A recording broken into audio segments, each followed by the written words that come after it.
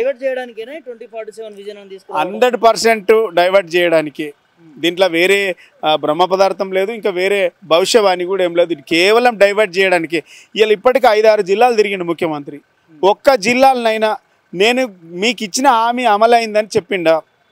నేను రాబోయే ఇంకా 3 ఏళ్లలో 2 ఏళ్ళే, 1 సంవత్సరం ఎలక్షన్, ఇంకా 2 ఏళ్ళల్లో ఇవి చేస్తానని చెప్పిండా? మహిళలకు మొదటి ప్రాధాన్యత అన్నారు. 1 కోటి మంది మహిళలను కోటీశ్వరులను చేస్తాం. ఎంతమంది చేసినావో లెక్క చెప్పంటున్నా.